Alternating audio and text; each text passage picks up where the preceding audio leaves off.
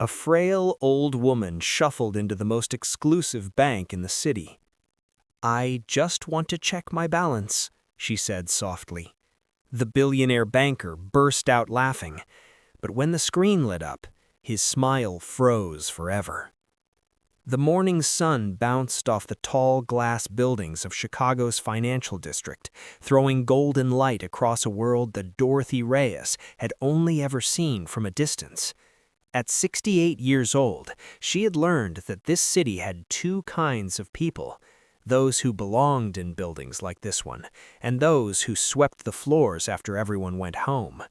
Today, for the very first time, Dorothy was about to step across that invisible line. Her shoes were worn down at the heels, the leather cracked and dull. Her coat was a faded blue, clean but clearly old, with a missing button held together with a safety pin. She carried a small handbag that had seen better days, its strap repaired with a strip of brown tape.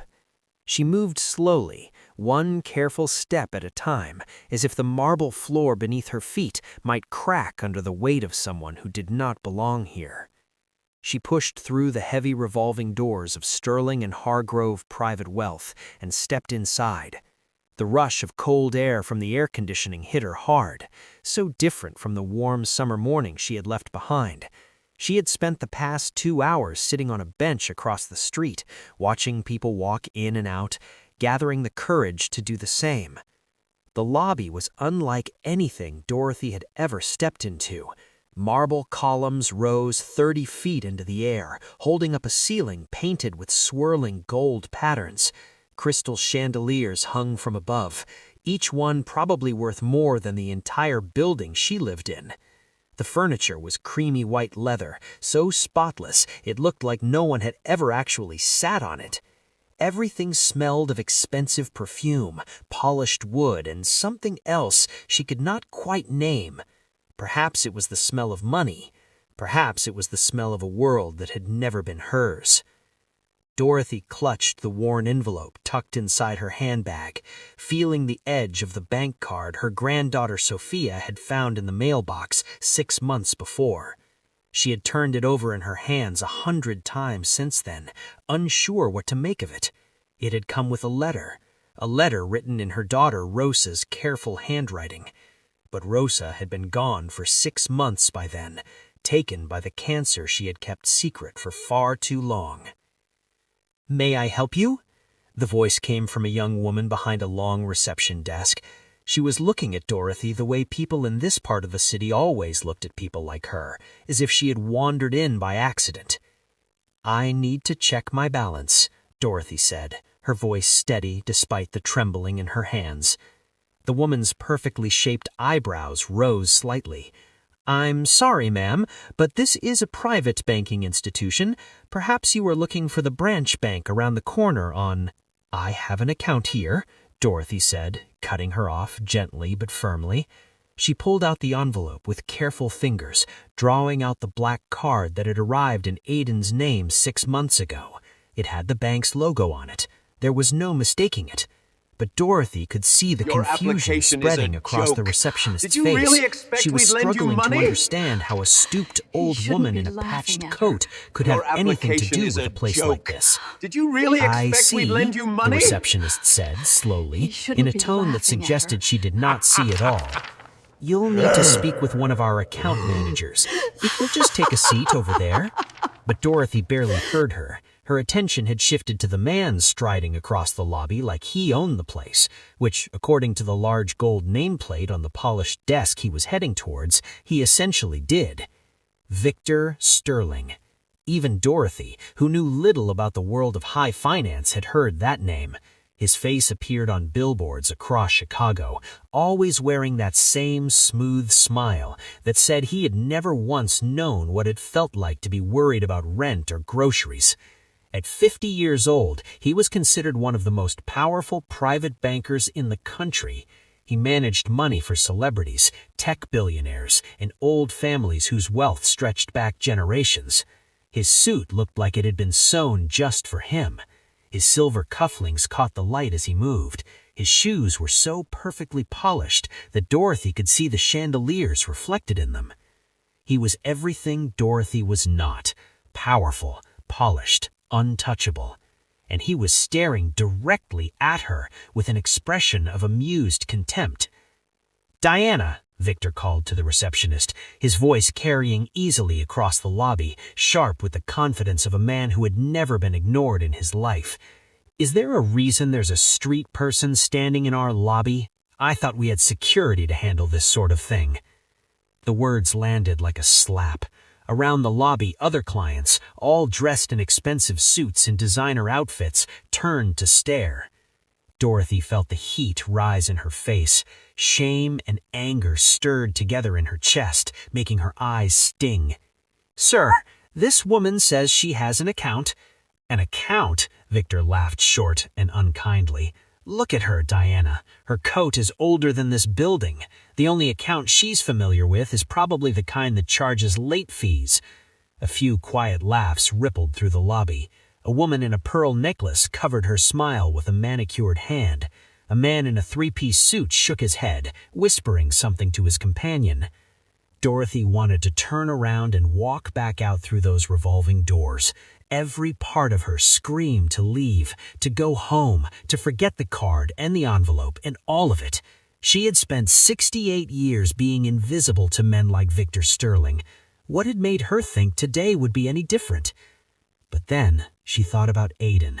She thought about Sophia. She thought about her grandchildren's faces last night when she had told them there might be no groceries again this week. She thought about Rosa, her daughter, her beautiful, stubborn, hard-working daughter, who had somehow found a way to take care of her babies from even beyond the grave. Rosa had not done all of that so Dorothy could walk away now. "I have a card," Dorothy said again, louder this time. Her voice did not shake. She lifted her chin and walked across the marble floor towards Victor Sterling's desk. Victor's expression shifted from amusement to irritation. He had clearly expected her to leave quietly. The fact that this old woman was walking towards him with her chin up seemed to offend him deeply. "Security," he started to call, then stopped himself. Something changed in his face. Not kindness, something more like curiosity, the way a cat might watch a mouse it has decided to toy with before the end. "Actually, wait," he said, a slow smile spreading across his lips. "This might be entertaining. Come here then. Let's see this account of yours." Dorothy walked forward on legs that felt uncertain beneath her. She could feel every eye in the lobby following her. The heels of her old shoes clicked softly against the marble. Her handbag felt heavier with every step. When she reached Victor's desk, she had to look up slightly to meet his eyes. He was still smiling, but it was not a warm smile. It was the smile of a man who expected to be proved right. "Let me guess," Victor said, loudly enough for everyone to hear. "You found this card somewhere, or perhaps someone gave it to you by mistake, because I can assure you this institution does not have customers who dress the way you do." "It came in the mail," Dorothy said, quietly. "It was sent to my grandson. His name is on it. My daughter set it up before she passed." Did you really expect we'd lend you money? "Your daughter set it up," He shouldn't be Victor laughing at repeated her. with Your exaggerated application patience. is a joke. "And what was your Did you daughter's really expect name? we'd lend you Should I be money?" bracing myself for some He kind of shouldn't be laughing at surprise? her. "Rosa Reyes," Dorothy said. Victor's fingers moved across his keyboard, his expression a show of tired patience, like a man humoring a child's silly story. "Rosa Reyes," he repeated slowly. "Well, let's see what we find, shall we? I'm sure this will be very revealing." The typing seemed to go on forever. Dorothy stood still and kept her eyes forward. Around the lobby, people had stopped even pretending not to watch. They were all waiting for her to be exposed as confused, mistaken, perhaps a little lost. Dorothy's hand moved to her handbag, touching the edge of the worn envelope through the fabric. Inside, it was the letter Rosa had left for the children. She had read it so many times the paper had grown soft at the folds. Rose's words were the only things keeping her standing in this cold, polished room full of people who looked right through her. Victor's fingers stopped moving, his eyes fixed on the screen. For just a fraction of a second, Dorothy saw his expression flicker. It was barely noticeable, a slight widening of the eyes, a tiny tightening at the corners of his mouth. Then the professional mask snapped back into place, and his smile returned, wider than before, but somehow strained. "Well, well," Victor said, his voice smooth as polished marble. "It appears there is indeed an account. How about that?" He paused for effect, sweeping his eyes across the watching lobby. "Ladies and gentlemen, it seems we have a genuine client among us. The account shows a balance of—" He stopped mid-sentence. His eyes went back to the screen. This time the pause lasted longer. His smile froze. The color began to drain from his face. "That's impossible," Victor whispered, so quietly only Dorothy could hear him. "That's absolutely impossible." Victor Sterling had worked in private banking for 25 years. He had watched tech founders become billionaires in a single day. He had seen old fortunes vanish and new ones appear out of nowhere. He had managed accounts for people whose wealth existed on a scale most ordinary people could not even picture. But he had never, not once in his entire career, seen anything like what was currently on his screen. The number did not make sense. It could not be real. It had to be some kind of system error, a technical glitch that the IT department would correct as soon as they noticed it, because there was no possible way that this small, frail old woman in her patched coat and worn-down shoes could have that kind of money sitting in an account at his bank.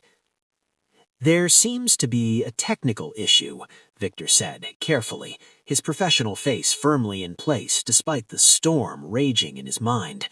"The system appears to be displaying—" He stopped, cleared his throat. "Well, it's clearly showing incorrect information." "What does it say?" Dorothy asked, her voice calm and steady. Victor looked at her, really looked at her, for the first time. The wear on her coat was not just age, it was the kind of wear that comes from years of careful use, of washing and re-washing the same few garments because there is no money for new ones. Her hands, folded on the edge of his desk, were lined and strong, the hands of someone who had spent decades doing hard physical work.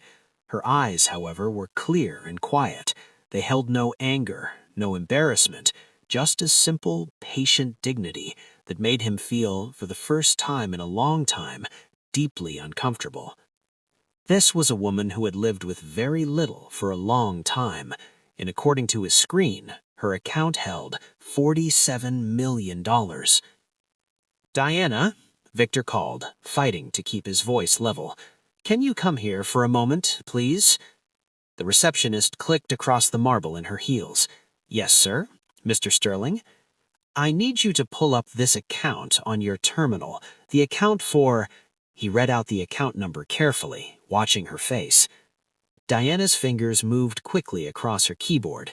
Victor saw the exact moment she found it. Her eyes went wide. Every bit of color left her cheeks. "Sir," she whispered, leaning close, "the balance shows—" "I know what it shows. The question is whether you're seeing the same number I am. 47.3 million. Last deposit was 6 months ago. No withdrawals, no activity of any kind since the account was opened." Victor's mind was running fast. This had to be some kind of money laundering situation. Or maybe the account belonged to this woman's family and there were criminals involved who had registered it in the children's name to hide illegal funds. That had to be the explanation. There was no other rational answer. "Dorothy," Victor began, trying to choose his words carefully, "is it possible that your daughter was involved in something that—" "My daughter was not a criminal," Dorothy said, and for the first time her voice held an edge sharp enough to cut. "She was the best person I have ever known. She worked herself into the ground trying to give her children a better life. Do not say a single word against her in front of me." Around the lobby, the watching clients had gone quiet. The woman in the pearl necklace was no longer smiling. The man in the three-piece suit had turned away and was studying his phone with sudden, intense interest. "Of course," Victor said, his voice smoother now. "I apologize. Why don't we move this conversation somewhere more private?" He glanced around at the washing faces. "Diana, would you show Mrs. Reyes to conference room B?" "Actually," a new voice cut in, "I'll take care of this." Henry looked up to see Henry Walsh crossing the lobby with the calm, steady stride of a man who had seen everything and could not be rattled by any of it. Henry was 65, had been with the bank for over 30 years, and had a reputation for being both quietly brilliant and completely unbothered by Victor's usual performances. "Henry, I'm handling this," Victor said, trying to keep the authority in his voice. "No, Victor, you're putting on a show, and you're about to make a very serious mistake." He turned to Dorothy, and his expression was something Dorothy had not seen since walking through those revolving doors. It was genuine kindness. "Good morning, Mrs. Reyes. My name is Henry Walsh. Would you please come with me? We'll sort everything out somewhere more comfortable." Dorothy looked between the two men. Then she nodded and followed Henry toward the elevators. Victor watched them go, his composure crumbling. He stood up. "Henry, I really think I should be present for—" "You've already done enough," Henry said without looking back. "See to your other clients. I'll handle this."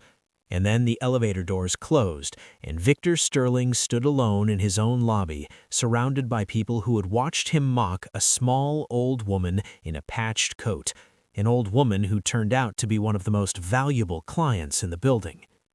He sat back down at his desk. He could feel every eye in the room. For the first time in more years than he could count, Richard Blackwell felt something he had worked very hard to leave behind: shame.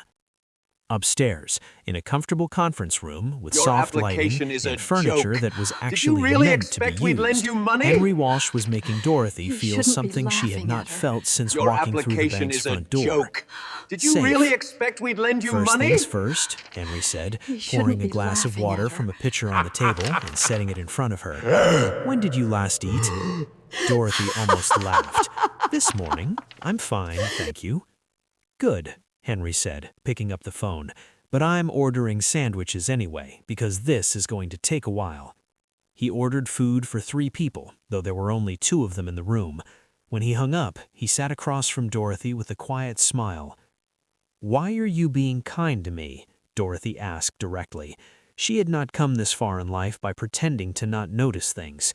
"Everyone else in this building looked at me like I was something they'd stepped in by accident." "Because I grew up poor," Henry said simply. "My father drove a city bus. My mother took in ironing for extra money.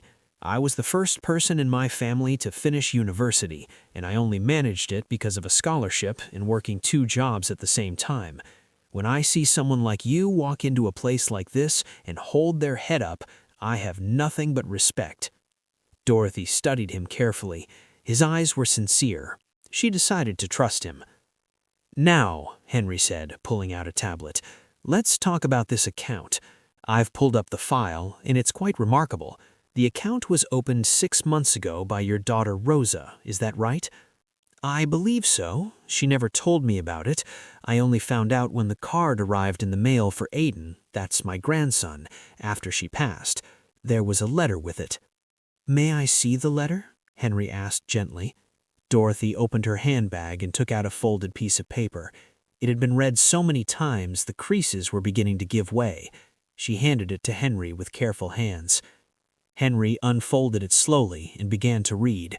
As his eyes moved down the page, his expression shifted from professional calm to something much more personal. When he finished, he cleared his throat before speaking. "Mrs. Reyes, your daughter was an extraordinary woman." "I know," Dorothy said.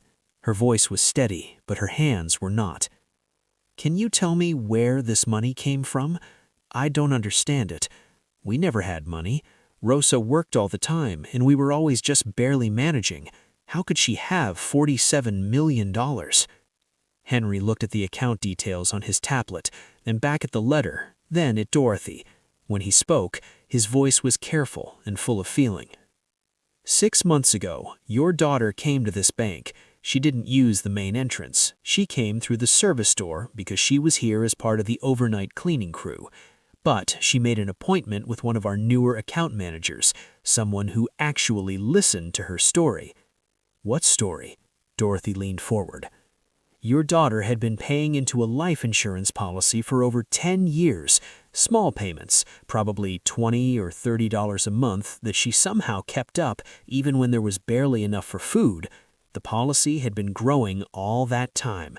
When she found out how sick she was, she came here to make sure the account was set up properly, in trust for Aiden and his sister Sophia, so that you all would be taken care of. Dorothy was very still.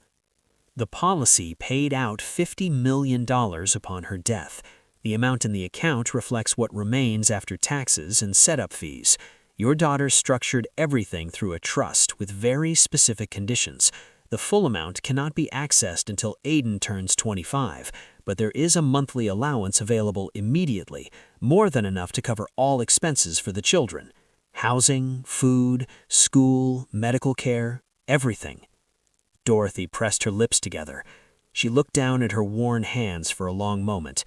Her daughter, her Rosa, who had worn the same few outfits for years and never complained, who had sometimes told the children she was not hungry at dinner so there would be more on their plates, who came home at 2 in the morning after a double shift and still found the energy to braid Sophia's hair for school the next day.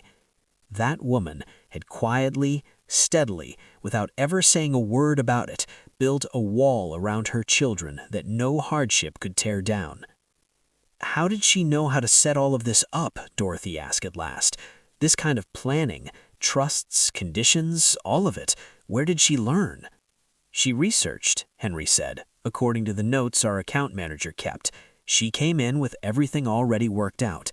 She had spent months studying online, reading about estate planning and insurance policies. She knew exactly what she wanted to do and why.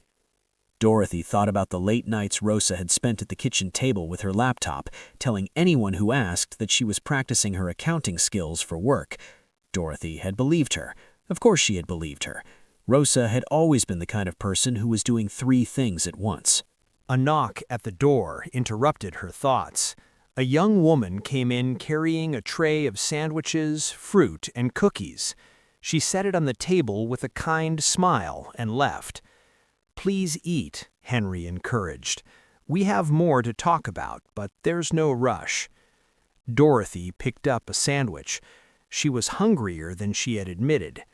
As she ate, Henry explained more about the trust, about the monthly allowance, about the legal requirements, about the fact that Dorothy would need to be formally recognized as guardian in order to manage things on behalf of the children. What about both children, Aiden and Sophia? Rosa always talked about both of them equally. "The trust covers them both completely," Henry confirmed. "Your daughter made sure of that. Sophia's future school fees are prepaid through a separate fund. There are built-in increases in the monthly allowance as the children grow older. She thought of everything, Mrs. Reyes, down to the smallest detail." Dorothy nodded slowly. Of course she had. That was Rosa. Henry's phone buzzed softly on the table. He glanced at it and his expression tightened slightly. "Victor has been making calls," he said. "He's suggesting we need to involve outside authorities. He's raising concerns about the legitimacy of the account." Dorothy felt a cold wave of alarm. "But the documentation is completely solid," Henry said firmly, meeting her eyes. "The insurance company, the trust records, the legal paperwork, everything is in order. Everything Rosa did was completely above board. Victor is simply having a very hard time accepting that he was badly wrong." He paused. "He hates being made to look foolish. There is a difference between that and hating you." Dorothy looked down at her sandwich. It didn't feel like a difference when he was saying those things in front of all those people. Henry was quiet for a moment. "No," he said, honestly. It wouldn't. Victor Blackwell was not a man who was used to being wrong. In the world he had built for himself, he was always ahead, always in control, always the one who decided how a situation would play out. But as he sat at his desk in the lobby, watching his clients pretend they were not glancing at him, he felt something he had not experienced in decades: genuine uncertainty. His phone buzzed with a text from Henry. "Conference room B, now, and Victor, check your ego at the door." Victor's jaw tightened. Henry Walsh had always been a quiet irritation to him, a reminder that success in banking did not require the sharp edge Victor had spent his career cultivating. Henry succeeded through patience, through genuine care for his clients, through actually listening to people. Victor had always considered that approach old-fashioned and inefficient, but Henry had also never made a mistake like the one Victor had just made in front of a lobby full of witnesses. The elevator ride to the 14th floor felt longer than usual. Victor straightened his tie and smoothed his hair in the polished steel doors, the armor of perfection he had always relied on, except today that armor had a crack in it. When he entered Conference Room B, the first thing he noticed was that Dorothy was eating a sandwich with the quiet relief of someone who had not had a proper meal in some time. She had clearly washed her face and hands. In the better light of the conference room, Victor saw things he had missed before. Her eyes, dark, steady, and intelligent, held the kind of calm that only comes from a lifetime of facing difficulty without flinching. Her hands, though small, showed decades of honest work, and despite everything he had said to her downstairs, she was sitting with her back straight and her head up, as if she had nothing to be ashamed of, which, Victor was beginning to understand, she did not. Henry's phone buzzed softly on the table. He glanced at it and his expression tightened slightly. "Richard," Henry said, his voice level, "thank you for joining us. Please, sit down." Victor sat. He felt oddly like the one being examined. "I have reviewed all the documentation regarding this account," Henry began, sliding a folder across the table to Victor. "Everything is entirely legitimate. The money comes from a life insurance policy that Dorothy's daughter, Rosa Reyes, had been paying into for over 10 years. The policy paid out 6 months ago upon Rosa's death. All proper taxes have been paid, all legal requirements have been met. This is not fraud, it is not money laundering. It is a mother who loved her children and spent a decade making sure they would be safe." Victor opened the folder and began to read. With every page, his certainty crumbled further. This was not a criminal enterprise. Your application This is a was a woman joke. who quietly Did you really sacrificed expect we'd lend you everything money? so that 2 small children You shouldn't would be never laughing have to at go her. to bed Your hungry. application is a Rosa joke. Reyes Did worked you really as a cleaning expect we'd woman lend for you several money? office buildings in downtown shouldn't be Chicago, laughing at her. including this one, actually. She was part of the overnight crew for 2 years. She cleaned this very conference room, among others. Something cold settled in Victor's stomach. He thought about the late nights he had spent here, leaving coffee cups half full on the table and papers scattered carelessly across the floor, knowing that someone invisible would clean it all up before morning. Had Rosa Reyes been one of those people? Had he ever given a... You must remember that the people who are kind to you because you are rich are the same people who would have been cruel to you if you were poor. Do not trust those people. Be kind to people who work hard jobs. Remember that I was one of those people. Every cleaning person, every cashier, every worker you meet is someone's parent, someone's child. They have dreams, they have worth. Money is just money. It is what you do with it that matters. Take care of each other. Take care of grandma. Study hard. Build a good life. And most of all, be happy. That is all I ever wanted for you. I love you more than all the stars in the sky. Forever your mother, Rosa. The silence that followed was very deep. Henry carefully refolded the letter and set it on the table in front of Dorothy, who picked it up and held it the way you hold something irreplaceable. "I'm sorry," Victor said. The words felt strange in his mouth, like something he had not used in a very long time. "Mrs. Reyes, I am genuinely sorry for how I spoke to you downstairs. There is no excuse for it." Dorothy looked at him for a long moment. "Are you sorry because you were wrong about the money, or are you sorry because you were cruel to an old woman who had done nothing to deserve it?" The question was clean and direct, and it hit exactly where it was meant to. Victor wanted to say he was sorry for the right reasons, but the honest answer was more tangled than that. He was sorry because he had been publicly wrong. He was sorry because this would not look good for him. He was sorry because sitting in this room, reading that letter, he had been forced to see himself clearly for the first time in years, and what he saw was not impressive. But there was something else stirring underneath all of that. A small, quiet voice that had been buried under decades of success and ambition and carefully constructed self-importance. A voice that remembered his own mother, who had worked long hours in a factory so he could stay in school. A voice he had stopped listening to a very long time ago. "Both," Victor said, honestly. "I am sorry for both reasons, and I know that is not enough, but it is true." Dorothy studied him for a moment. Then she nodded. It was not forgiveness, not yet, perhaps, not for a long time, but it was acknowledgement.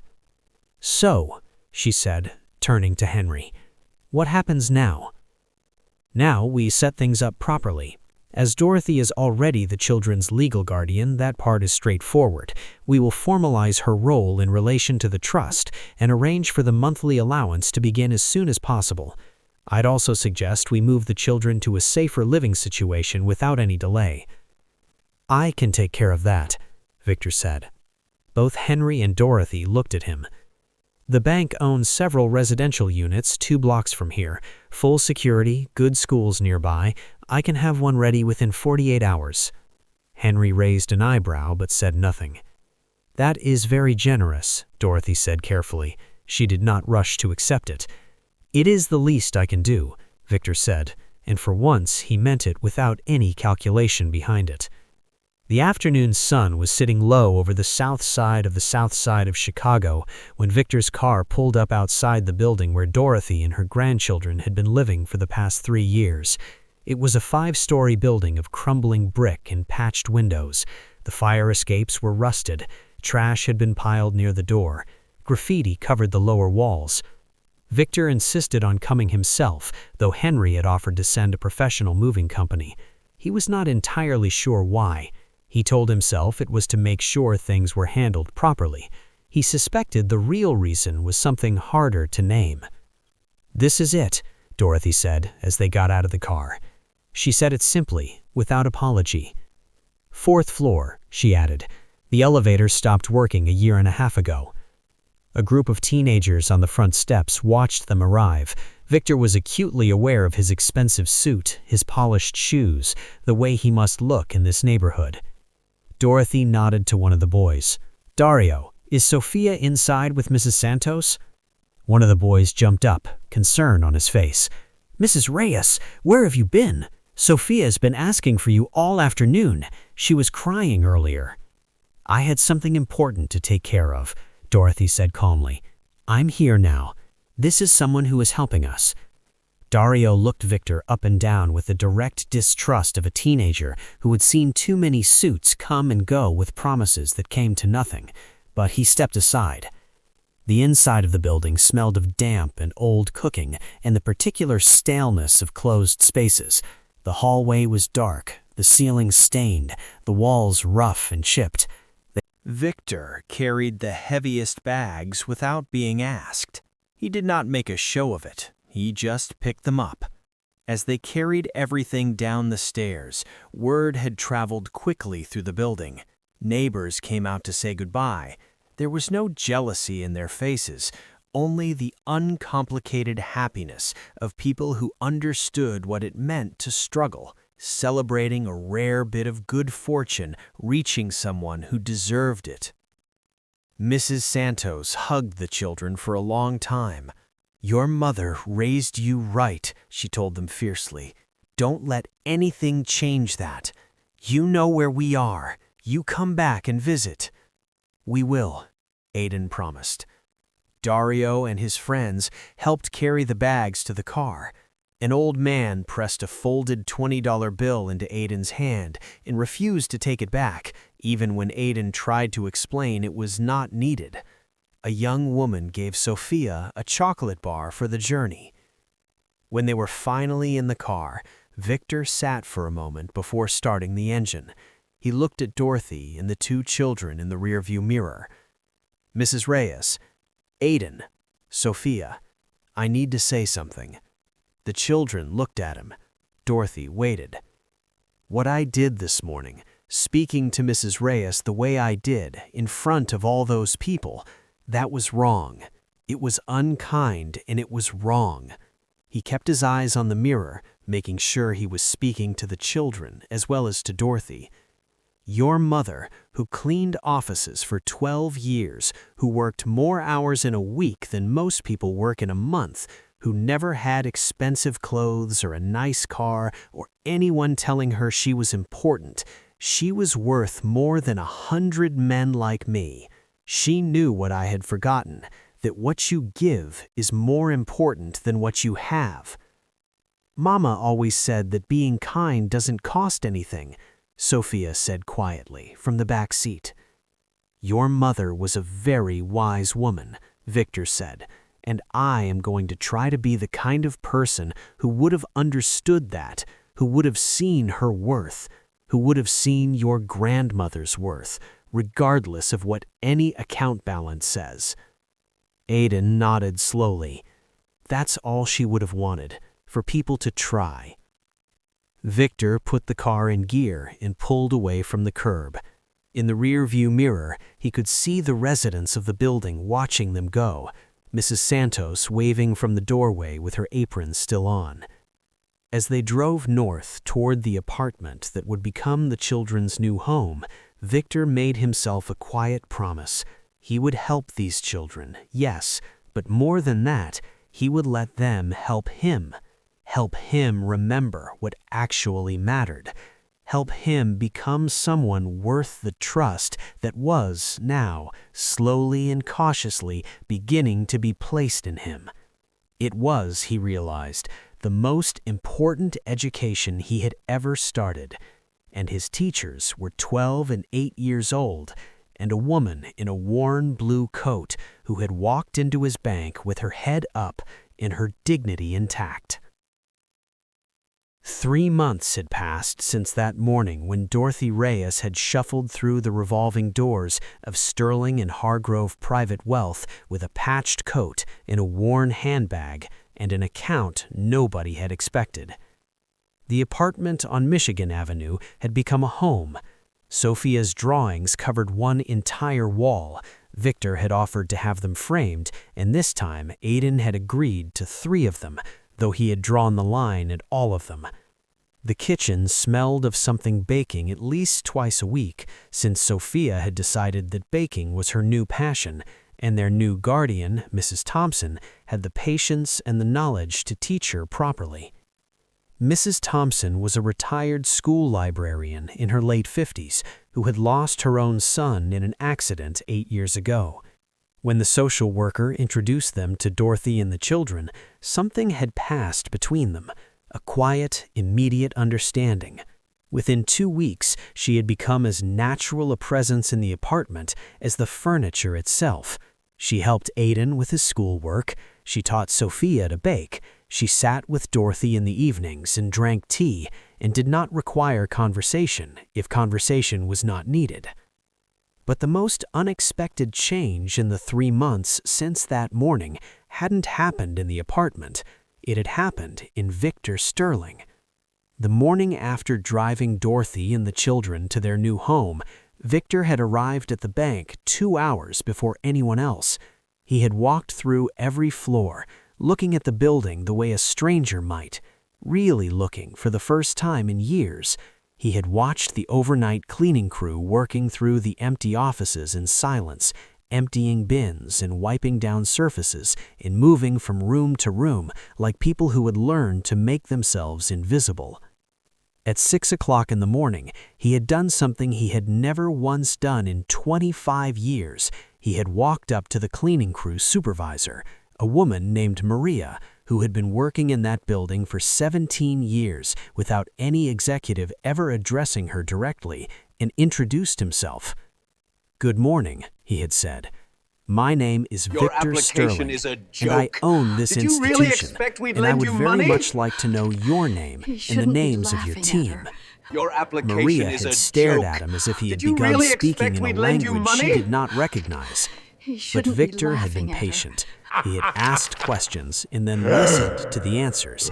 And when Maria had eventually, carefully, begun to talk honestly about the conditions they worked under, the wages that did not cover basic expenses, the lack of health insurance, the way they were scheduled and rescheduled without warning or consideration, Victor had listened with the kind of attention he normally reserved for his largest clients. On Monday morning, he had called an emergency board meeting. "Gentlemen," he had said to the assembled board, "I am proposing some significant changes to how this institution operates." What followed was the most turbulent board meeting in the bank's 90-year history. Victor proposed tripling the wages of the cleaning and maintenance staff. He proposed health insurance and paid holidays and retirement contributions.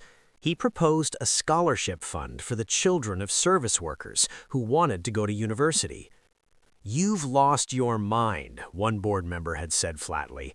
"These costs will eat into our margins." "Good," Victor had replied, with a calmness he had not known he possessed until that moment. "Our margins are excessive. We can afford to treat the people who keep this building running like human beings rather than equipment." The vote had been close. 2 board members had resigned afterward. Victor had thanked them for their service and felt nothing but relief when they left. Then he had started looking at the rest of the bank's internal culture. Exit interviews told a story of favoritism, fear, and management through intimidation. Victor had let 3 senior managers go. He had put transparent promotion systems in place. He had started asking questions and listening to the answers rather than issuing instructions from behind a closed door. The financial press had not been kind. "Victor Sterling goes soft," one headline read. "Banking chief's strange transformation worries investors," said another. Former colleagues called to ask if he was unwell. He told them all the same thing.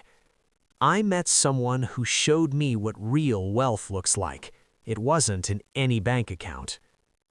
On a quiet October afternoon, Victor was reviewing quarterly reports when his assistant's voice came through the phone. "Mr. Sterling, Mrs. Reyes is here with Aiden and Sophia." Victor smiled. He had been doing that more often lately. "Send them in." Dorothy came in first, moving more easily than she had 3 months ago, some of the exhaustion gone from her face. Behind her came Sophia at a run, already talking before the door was fully open. "Mr. Sterling, I got 100% on my reading comprehension test. Mrs. Thompson said it was the best one in the class." "Show me," Victor said, meaning it. Sophia pulled a paper from her backpack and spread it on his desk. Victor examined it with the seriousness it deserved, then opened his desk drawer and took out a gold star sticker, something he had started keeping specifically for this purpose. "In the achievement book," he said, handing it to her. Sophia pressed it carefully onto the corner of her test, then settled into one of the chairs with a book, perfectly content. Aiden took the other chair. His expression was thoughtful in the way it often was lately. Not the wary, frightened thinking of a child trying to survive, but the purposeful thinking of someone working something out. "I wanted to talk to you about something." "Of course, what's on your mind?" "I've been thinking about what my mom wanted, not just for me and Sophia, but bigger than that." He paused. She wrote in her letter that money is just money. It's what you do with it that matters. Victor nodded. I want to start a foundation, Aiden said. His voice was steady. For kids like me and Sophia were, kids whose parents are working as hard as they possibly can and still can't make it work. I want to help them. Victor was quiet for a moment. That's a beautiful idea. What kind of help are you thinking about? Everything, Aiden said, sitting forward. School supplies, tutoring, help with food, helping parents find better jobs and better training. But also, he paused, choosing his words carefully, I want to help people really see those kids the way you didn't see me at first. The words were honest, and they landed squarely, as honest words tend to do. You're right, Victor said. What did you have in mind? Aiden pulled out a notebook. He had been doing his research. I want to call it the Rosa Reyes Foundation for Working Families, and I want to donate $10 million from my trust to start it. Victor looked at him carefully. Aiden, that is a very substantial commitment. I know, Aiden said. His voice was steady. But it's what she would have wanted. She didn't save all that money so I could buy expensive things. She saved it so I could do something that matters. Running a foundation is serious, long-term work. It requires real oversight and careful planning. I know, Aiden said again. That's why I'm asking for your help. Not just with the financial side, with making sure it actually works and actually helps people. Victor was silent for a long moment. 3 months ago, he would have smiled politely and changed the subject. I would be honored to help, on one condition. Aiden looked cautious. What condition? That you let me match your $10 million with $10 million of my own. Aiden's eyes went wide. Your mother gave me something I needed very badly. She showed me through the way she loved you and your sister what actually means to care about someone. I spent years being successful and thinking that was the same as being good. It isn't. He looked at the boy across the desk.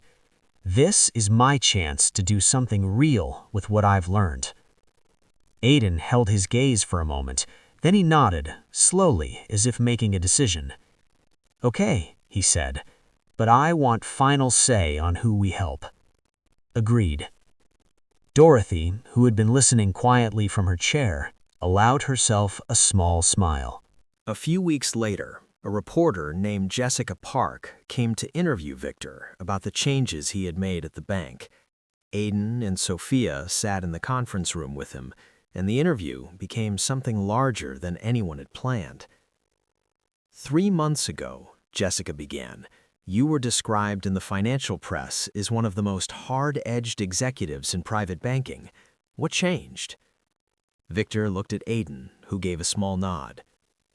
I met a boy's grandmother, Victor said. She walked into my bank looking for help, and I humiliated her in front of a room full of people because she didn't look like the kind of person I was used to dealing with. And then I discovered that she was one of the most significant clients in the building. But more importantly, he paused, I learned about her daughter. Aiden told his mother's story. He talked about her work, her sacrifices, her final gift. His voice was steady most of the time, and when it was not, he waited quietly until it was again. Sophia added small details that only she remembered, the way Rosa had sung quietly while she cooked, the specific way she braided Sophia's hair, the jokes she told at bedtime to make them laugh before sleep. The money is wonderful, Aiden said. It means Sophia and I don't have to be afraid anymore. But the real gift my mom left us wasn't the money. It was showing us all our lives how to be good people, how to work hard, how to care about the people around us, how to never treat anyone as less than they are. Jessica turned to Victor. And that lesson changed the way you run your business? It changed the way I try to live, Victor said. We have tripled wages for service staff, put in proper benefits, started scholarship programs, and fundamentally shifted our culture from one based on fear to one based on respect. And before anyone asks, our profitability has actually gone up. Turns out that when people are treated well, they work better and stay longer and care more about what they're doing. Your critics say you've gone soft, Jessica noted. Victor smiled. I spent 40 years caring very deeply about what other wealthy men thought of me. It made me rich, and it made me miserable. I'd rather be the kind of person those children are not embarrassed to be seen with. After the interview, when the news crew had packed up and left, Aiden and Sophia prepared to go. Thank you, Aiden said at the door, for doing that, for being willing to say it out loud. Thank you for letting me be part of your story, Victor replied. You and your sister and your mother and your grandmother, you gave me something back that I didn't know I'd lost. Sophia hugged him, as she always did now, with the full, unself-conscious warmth of a child who had decided someone is worth trusting. You're getting better, Mr. Sterling, I can tell, she told him. I'm trying, every day. After they left, Victor sat alone in his office as the evening settled over Chicago. He thought about Rosa Reyes, a woman he'd never met and never would, who had changed his life completely without knowing his name. He thought about all the Rosa Reyeses out there, the invisible workers who moved through the city's offices and hospitals and restaurants and building sites, doing the work that kept everything running, carrying the weight of their families on their shoulders, never once asking for recognition. He picked up his phone and called Henry. Henry, I want to expand the employee support programs further.